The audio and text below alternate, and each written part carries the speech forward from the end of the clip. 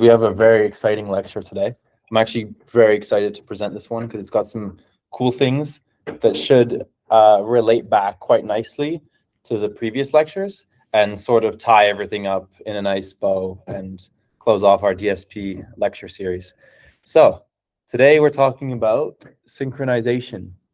For the DSP project 2, raise your hand if you've started and made a little bit of progress. There's no pressure, I'm just curious.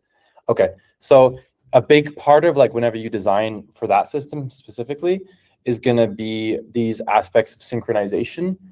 And we haven't really touched on that so far. And there's blocks that you'll need in that. You will 100% need at least one of them that is related to this stuff. So this should be very useful for you guys for the second project. And yeah, okay, so let's begin. So first, for some opening motivation for all of this stuff.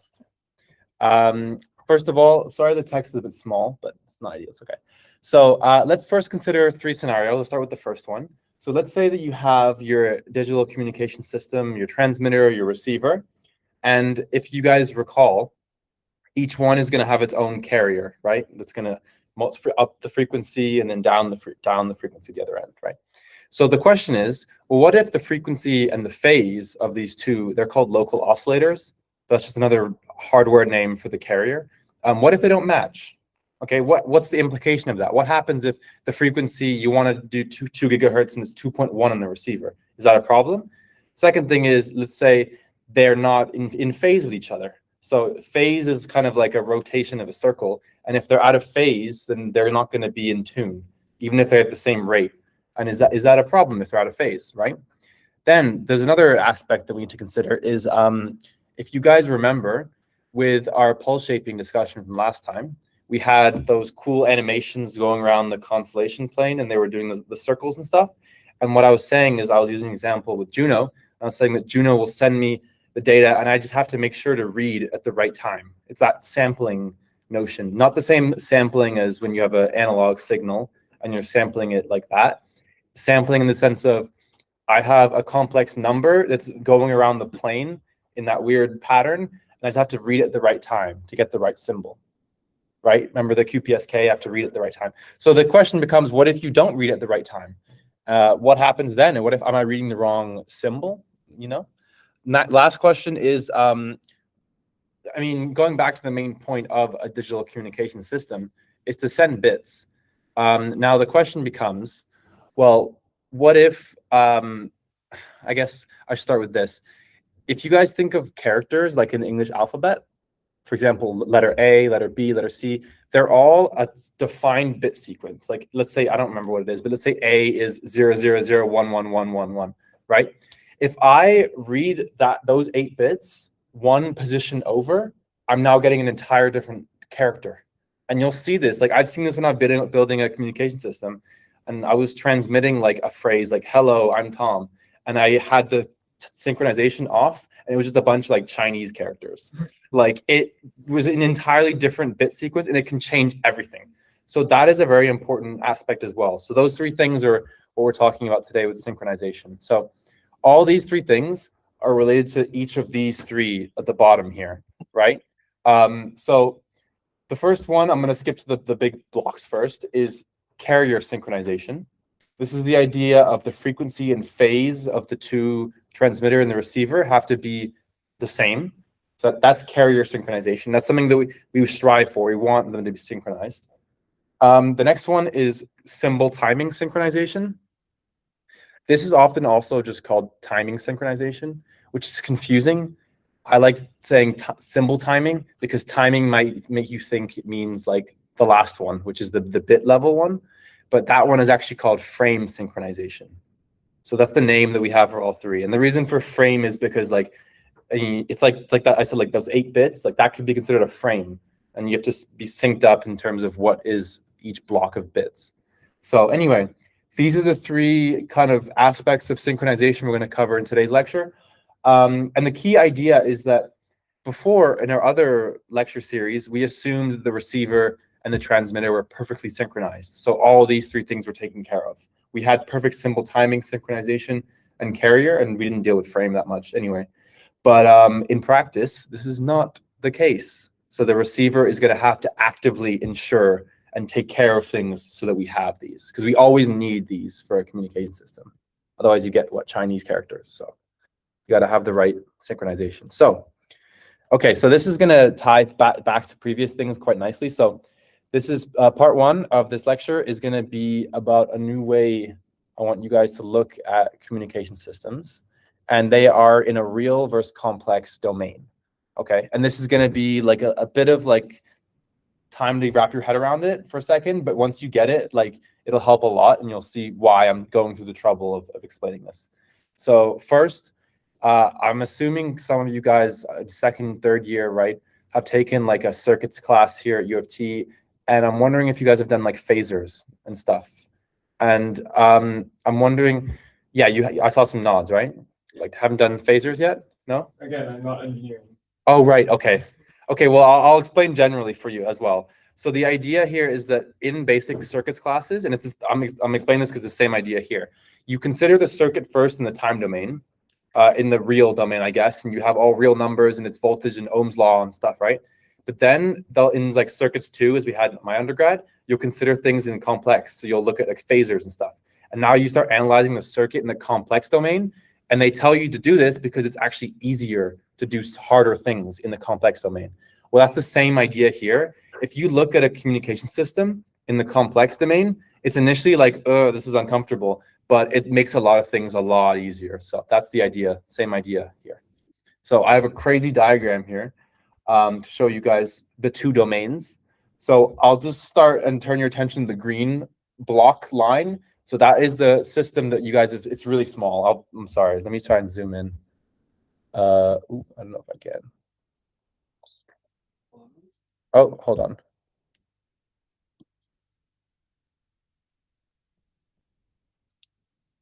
Okay, I can't, but you know what? It's okay. I'll just explain what we have here.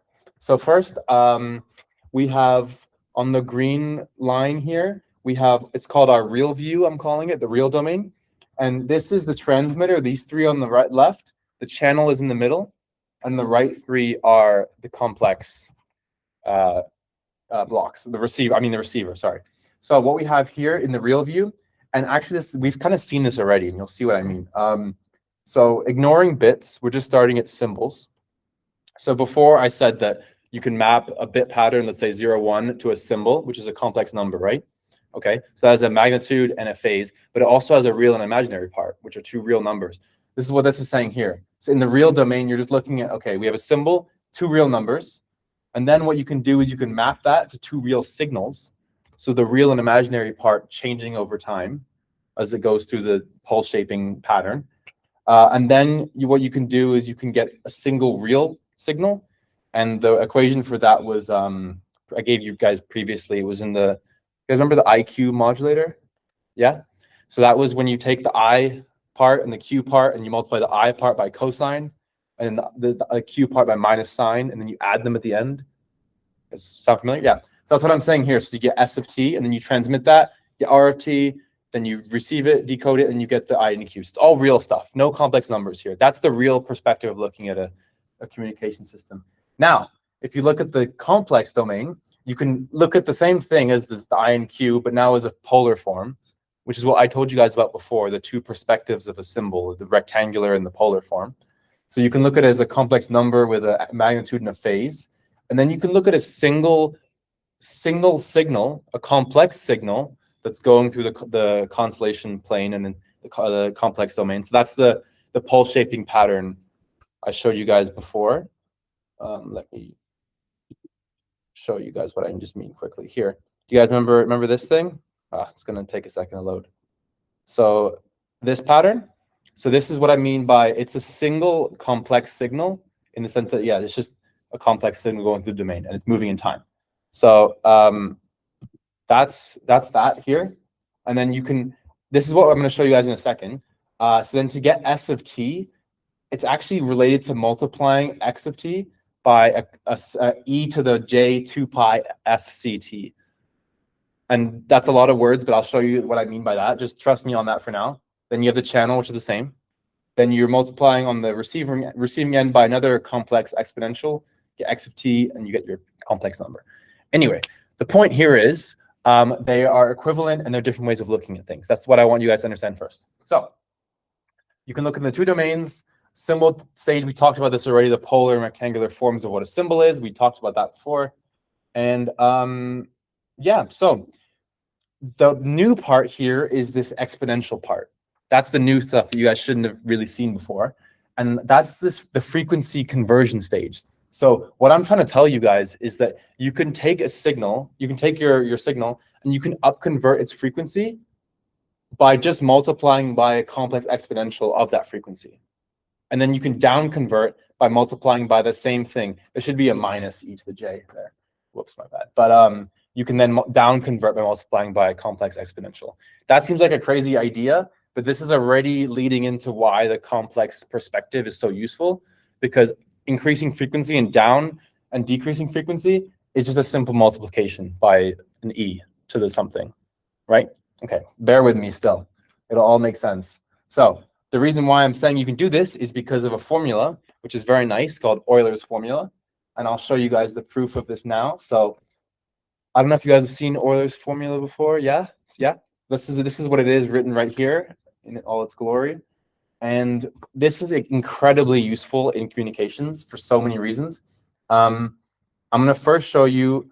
So this is what I was talking about in the real domain, the first line. Remember the IQ modulator? So you have your transmitted signal, I of t, the I branch multiplied by a cosine, minus q times the sine part, and then you add them, which is what the minus is basically doing.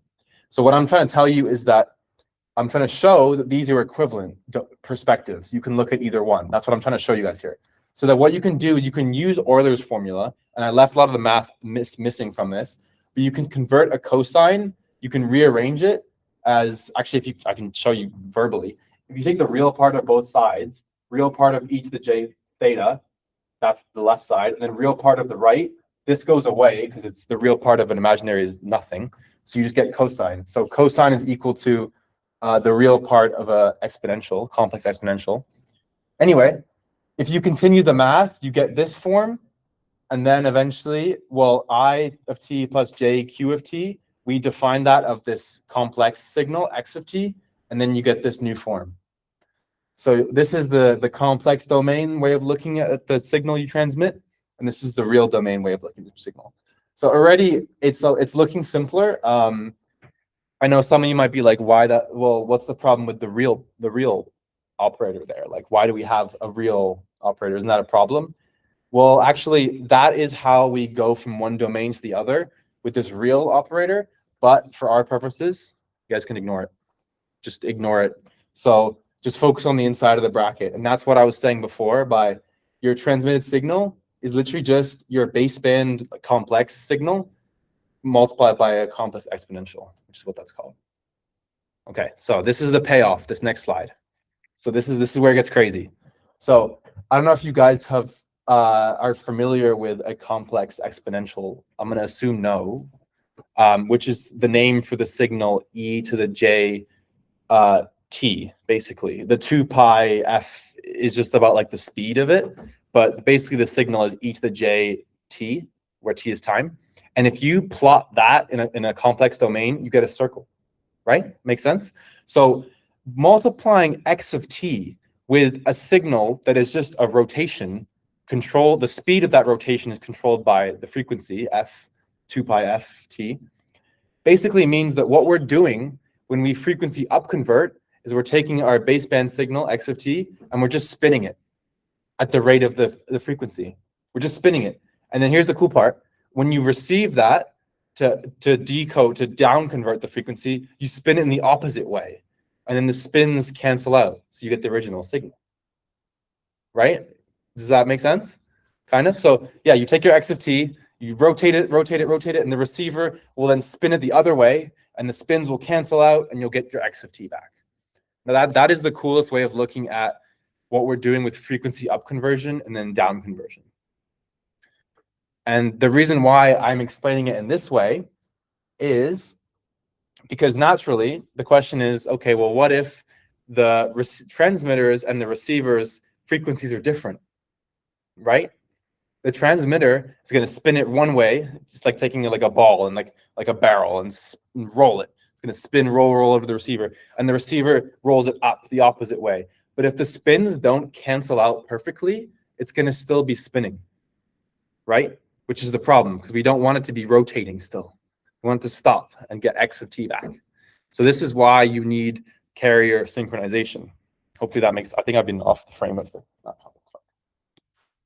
Okay, so this is the payoff for why the complex domain is so helpful, because you can think about things in terms of spins, which I find very useful intuitively, and like kind of geometrically to think about what we're doing. So I'm going to leave it at that for the complex and the real domain perspectives, just to introduce it. And then I'm going to come back to how you can use that for the carrier frequency stuff in a second.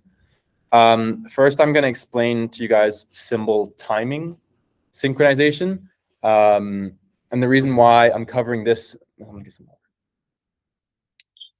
The reason why I'm covering this one first is because this is the same thing. It's always the same way of doing it, regardless of any of the others. Whereas carrier synchronization does depend on this. So there's a natural ordering to the way I'm presenting these things. Hopefully I'm not going too crazy, too fast with this stuff. But let me know if I've lost any of you guys. So symbol timing, synchronization. What am I talking about? So I'm going to show you guys the, let's go here. Just as a recap, this is our pulse shaping. Think of this as your X of t, remember? So you've got it's transitioning between the points, and it's doing its job, it's going through, great. And remember that all we're transmitting, I want to pause this. There you go. All we're transmitting are these yellow points. We don't want to transmit the ones in between. That's just how we transition between them. So remember, the point is, let's say Juno and I are talking again. I'm sending this. He only should listen when the trajectory is at this exact point and this point and this point and this point, because he only wants to hear those. He doesn't care what is that. He doesn't care about that. That's not in his alphabet. It's not his vocabulary. He only knows those 4 points, right? So the problem here is with symbol timing synchronization is if I'm sending this information and then Juno here samples here. And then it's like, well, which symbol did I transmit, right? I'm off. Like I'm not at the best, most distinctive time to sample, to read the value. And that's what we mean by this notion of symbol timing. And yeah, so the mechanism is the same. It's always, I'll show you what the mechanism is in a second. Yeah, okay. So let's go next slide. So what wrong looks like, this is the idea here. Yeah, blah, blah, blah. I think the visual explanation I gave is probably better in terms of like on the trajectory, where is it right and wrong. So there's a few different solutions for this. The slides are a bit, I'm going to go to this slide. So these, I'm going to name the solutions first. So there's things called the early late gate that fixes this problem. You guys don't know yet how, I'll explain that. There's this thing called the Gardner's algorithm, the Euler and Mueller, and maximum likelihood. And then they're all like methods to fix this problem. So how do they fix this problem? Well, it's actually really simple, and you guys won't have to know much about this, especially for GNU Radio. But it's basically a feedback loop. So what it does is, if you look at this trajectory again one more time, let's say I'm sending information to Juno again, and he goes right in the middle here, and he gets a bad reading. Well, all these algorithms are very clever, and they are able to tell it's a bad reading. Maybe you send some known symbols first or something. I don't know. Not sure how they do it, to be honest, and that's beyond the scope of this lecture. But the point is, they iteratively will get better. So it'll start here, then it'll get better, better, and better, and eventually it'll fix itself, which is the great part, because I love when it's just like, oh, there's a closed feedback loop and it learns on its own and you don't have to worry about it, which is the best part. So one-shot calculate, it's never a one-shot thing. It always runs as a feedback loop. This is done for a few reasons. First is clock drift. Like if it was a one-shot correction, like increase the offset by 2 nanoseconds, then you're right. Well, the clocks could drift. That's a natural thing that happens in hardware. So that 2 seconds, nanoseconds could become like 3 nanoseconds. So anything with that drifting notion is always better with a closed feedback loop that can adapt on the fly and kind of figure out how to correct itself. And then, yeah, you cannot compute the optimism from a single snapshot. There's no closed formula. You can only figure it out by calculating the error and stuff like that. So anyway, this is a very simple type of synchronization to mention, and I wanted to start with this one. And for the project 2 in GNU Radio, there's a block called symbol synchronization, and literally all you have to do is just put it in the system, and it'll take care of everything for you. Like you'll pass in your your x of t basically, and then you'll just get like symbols out, and that'll like sample them at the right time. So it's all taken care of. Maybe there's some parameters in symbol sync. I'd encourage you guys to check it out and see if you can see these algorithms. I don't remember if you can, and it lets you like choose different ones, I'm sure. Yeah. Wait, so if it's sort of doing a feedback loop, yeah, right, and if it realizes that the halfway point between the actual 2 points that we care about, yeah, like, does that mean the receiver would need more sampling rates? Because then, like, if it's trying to like find out which is like the most optimal position to actually have the sample, yeah, then would it need to like sample more, like, I don't know, the signals to do that? It'd be more of this is more of an offset kind of thing. Like when in the duration, it knows the sample, the time that a symbol is sent, and then like it knows what a symbol duration is. Right. That's what this algorithm assumes, but it doesn't know when that symbol duration to sample. So the point here is that it'll like, maybe it's far on the left. It doesn't know what the left or right is. It just knows it's this duration. And it's like, oh, this is actually a bad time. Let's shift to the right. Maybe we'll shift to the left. Okay, that's getting better and better. And that's the best. Oh, so it's like recording it and then basically finding the best. Yeah. So I think then the idea is it starts off like really bad, and then it gets like better and better, and then it's good and it stays. Okay. That's the way these like closed loop algorithms kind of work. So yeah, honestly, I haven't looked too much into these things. As I mentioned, for GNU Radio, all I had to do was just put the symbol sync block, and it was taken care of. So I think it's more important you guys know this is a thing at this stage, and later on down the line, if you want to look in these algorithms, then I would encourage you. But yeah, so let's cover the next part, which is carrier synchronization. This is this idea of, you've got the frequency and the phase, and they have their own terms, CFO and CPO, denoting carrier frequency offset and carrier phase offset. Okay, this is where our complex domain view from before is going to come in handy. So first thing is, the goal, we don't want a CFO or a CPO. We don't want a phase difference or a frequency difference. We want two rotations that are perfectly in sync, and they're just the same, two exact same local oscillators. So this is what I mentioned before. I touched on it kind of briefly. So if you look at frequency conversion up or down as a spin in a certain direction, as up conversion is a spin in one way and down conversion spin the other way.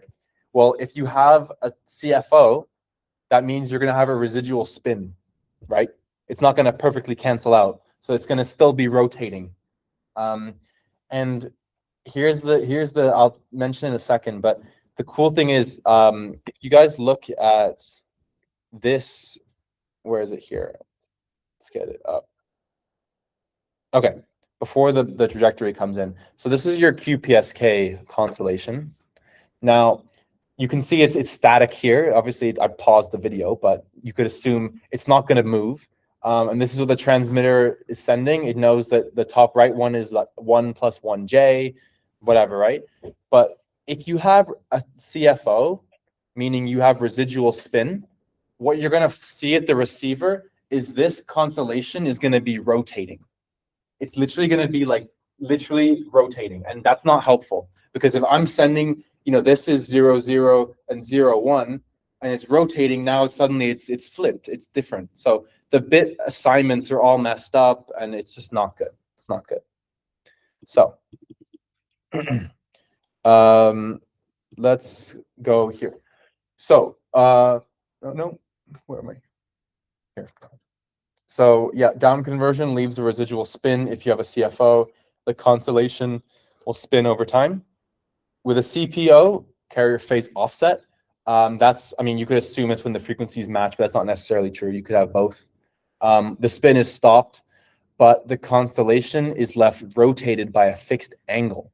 So it's like if you receive your symbols, your QPSK, but it's been flipped 45 degree, rotated 45 degrees, and it's stationary there. So it's not really, so yeah, frequency offset means continual rotation, and phase offset means a fixed rotation by a certain angle. So both of these aren't good. So here's the math for how CFO and CPO shows up. This is what I mentioned. This is just proof of what I said before about residual spin and residual. Ignore the dollar sign; it's not good there. But the point is, you've got your received signal. Blah blah blah. Ignore the. You know what? Just look at the blue line. Your x hat of t, which is your received x of t, is going to be the original one multiplied by remember e to the j is a rotation, so it's going to be still spinning. So your x hat of t is the x of t, but it's rotating over time. So you're not going to get the true x of t. So you don't want this term. And if delta f is 0 and this is 0, then this goes away. So this is your additional error introduced, basically. So yeah, this is why I mentioned carrier synchronization after timing synchronization or symbol timing synchronization, is because there's two architectures of the ordering of things in a receiver. So I'm going to go right to the diagram because I know we love diagrams. So these are different receiver architectures you guys should know for a digital communication system. There's no name for these. It's just like common patterns you can see. So on the left, I call this the baseline receiver, and this one has no synchronization. So there's no handling of synchronization. There could be synchronization errors. There could be a need for it, but I'm just saying there's no like handling of it. So what you have is your RFT, your received signal. Then you have frequency down conversion. Then you have your symbol sampling. So you have your trajectory and you're sampling at the right time and you're getting a complex number for each slot. And then the final stage is the symbol to bit mapping. So, you know, this symbol means 0, 1, this symbol means 0, 0, and so on, right? And then you get your bits. Okay, so now that's option 1, baseline receiver. Option 2 is you have carrier synchronization after symbol sampling. So what I mean is you have RFT, then you do frequency down conversion, then you have your symbol sampling. Now I'm going to assume here there's a carrier offset. They're not aligned. They're not synchronized, right? So we're still doing the symbol sampling at the optimal time. Even though it's rotating, there's still a notion of the best time to sample your trajectory, even though the x of t is literally also, it's hard to imagine it, but it's also rotating. There's still a best time. And then you get your symbols, and then you remove the residual spin and then correct the rotation and make sure they're just how they were before. So you're correcting for that spin. You would know as well if Shupong and I have been doing work in the lab and we had a carrier frequency offset, and you could literally see the received constellation diagram like rotating. And you're like, okay, well, there's something we got to fix here because it shouldn't be rotating. That must mean we have a frequency offset. Right, so, and then you have symbol to bit mapping. And the final architecture is actually a split one, and you see this quite often in practice. It's a bit small, I'm sorry, but we frequency down conversion, and then you have a coarse frequency correction, a coarse CFO correction, carrier frequency offset. Then you do the symbol sampling, and then you have a fine carrier frequency offset, and then a CPO, carrier phase offset correction. So it's a coarse stage, and then a fine stage after to correct the small variations. This would be if you had, I think this is more common like satellite architectures, where you have like, let's say you have like 2 gigahertz transmit frequency, and the receive one might be like 1 gigahertz. Like it's like way off. That's extreme, but like it's way off. So you have to do a coarse adjustment, a rough adjustment first to get it in the right ballpark. Then you can do the symbol sampling because maybe the architecture, the algorithms for symbol sampling don't work as well if it's like way off. And then you do a fine adjustment of to stop the spin and move it back to the right orientation. So yeah, those are the 3 diagrams. And this is what I was saying about carrier synchronization. So there's 2 ways you can have it, after or split. I write before here, but it's more like coarse, the rough adjustment before, and then a fine adjustment after. or you can have it carrier frequency correction, carrier synchronization after the symbol sampling. So there's a different ways of placing it. And I believe in the GNU Radio architecture that you guys will be working on for project 2, you can just do diagram 2. You don't need to do the course. That's a bit overkill, the diagram 3. But yeah, for our purposes, it's not going to be. I mean, even if you do like a simulation, you wouldn't have a frequency offset anyway. You only really see that in like hardware, or like if you have 2 separate clocks. But if you guys are reusing the same carrier for the transmitter and receiver, they should be identical. So what you guys are going to do is actually manually add an offset. And then in that case, you can just add a carrier synchronization block after the symbol sampling. Okay. Yeah. Can it be before, and it will like not affect this performance? I think it could. Okay, in theory it could be, but the question you're asking is tricky because it's also like in GNU Radio, I don't think it can be before, because the blocks in GNU Radio are designed taking a certain input. So for example, the block that does carrier sync is called a Costas loop, and that only accepts like discrete complex numbers.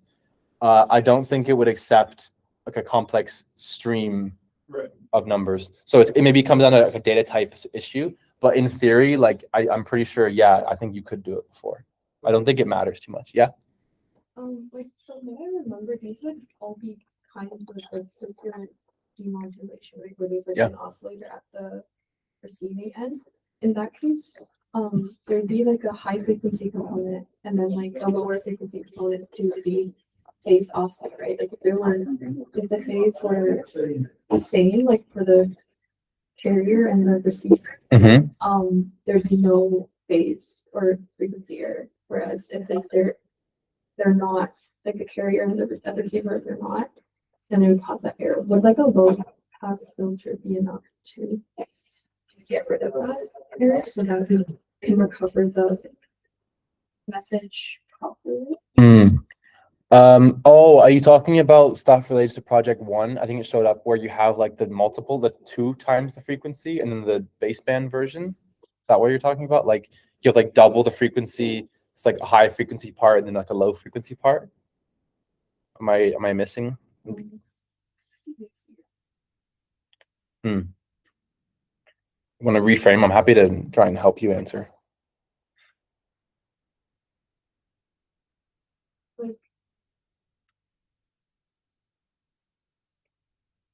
Like these are all different kinds of ways that you can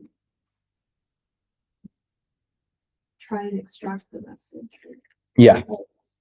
Yeah. So what we have here are just 3 different architectures, I'm calling them, of like a receiver. Neither of them are more like they're just different ways of doing. This is probably the worst one because it doesn't handle any sort of offsets or any sort of synchronization in the carrier. I'm not sure. I'm not sure. I don't think to answer your question, I guess at face level, like low pass filter wouldn't help for carrier offsets. The only thing you can do, I'll show you guys in a second. I wrote like a little paper on it for one of my master's courses this semester. But the gist of it was a way you could do it is, do you guys know what pilot signals are? Pilot signals. It's like a known signal. So it's like if I'm going to send data to you, I'm going to send you a certain bit pattern that you're expecting. And if you don't see it, you know something was wrong. So like you can like go like, okay, I should have got this. That means I can correct that. Okay, now I have that. Okay, cool. You can kind of fix things on the fly. They're called pilot signals.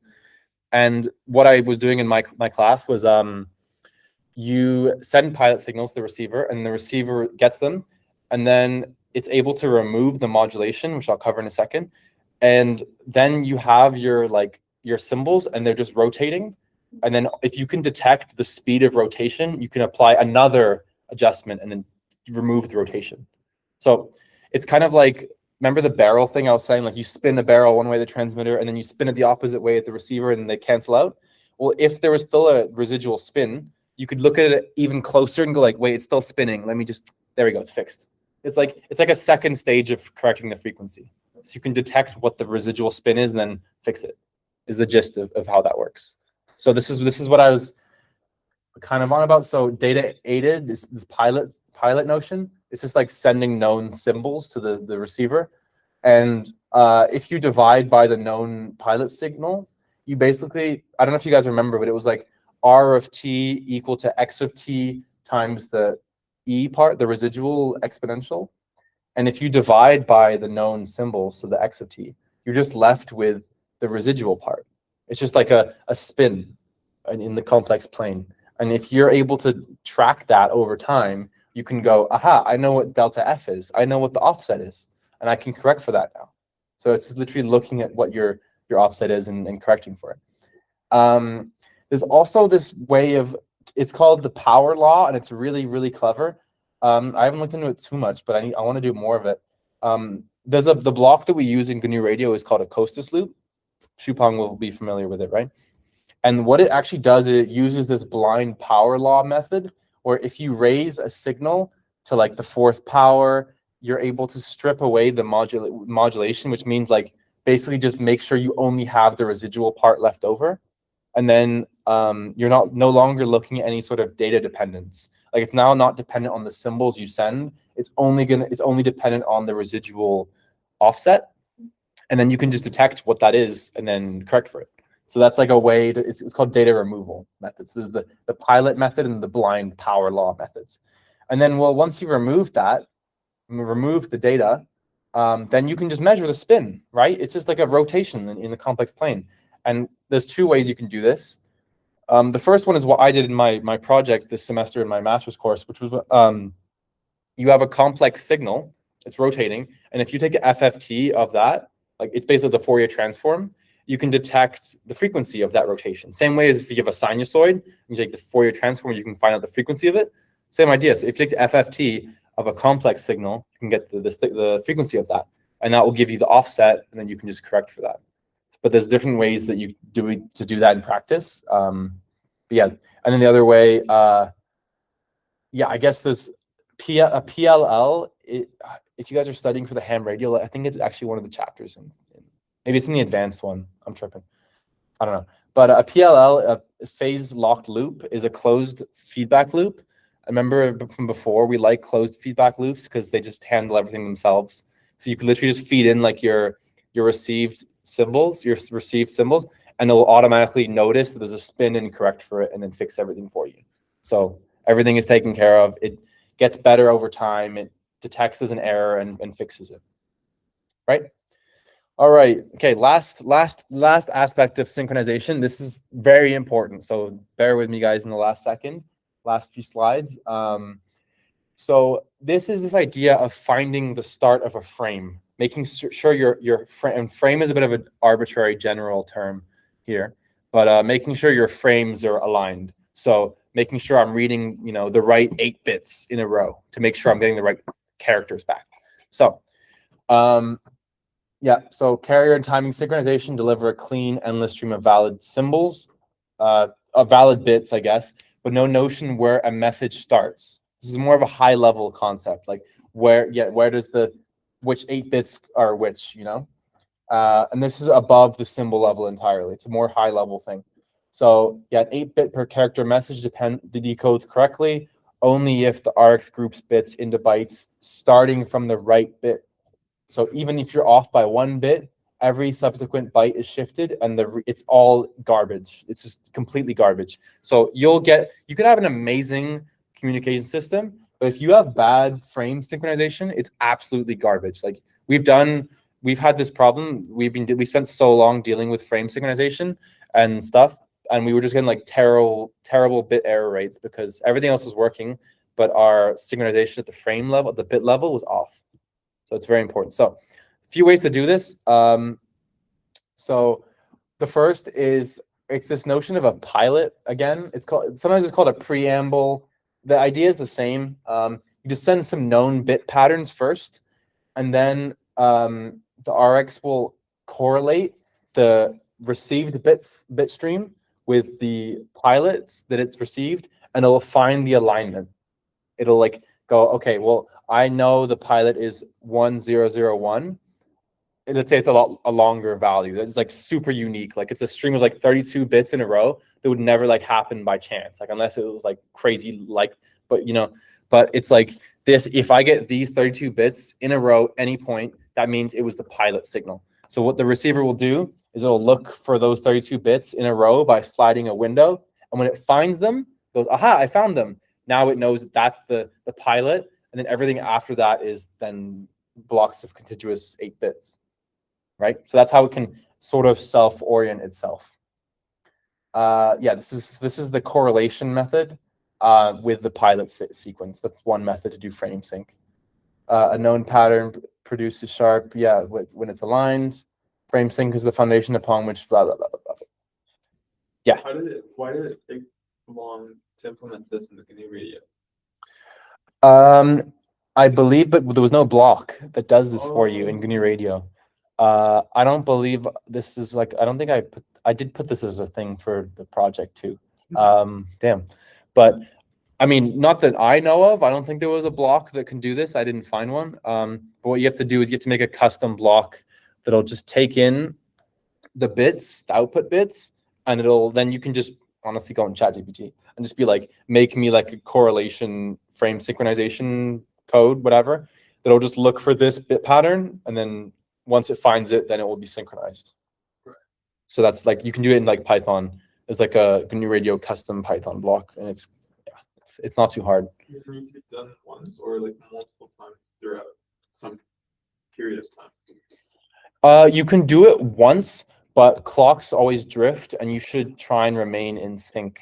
So I think there's periodic, in practice, I believe they'll send pilot six bit streams periodically, Right. so you can remain in sync, because it could drift to the point where eventually you're off by 1 bit and it's all garbage.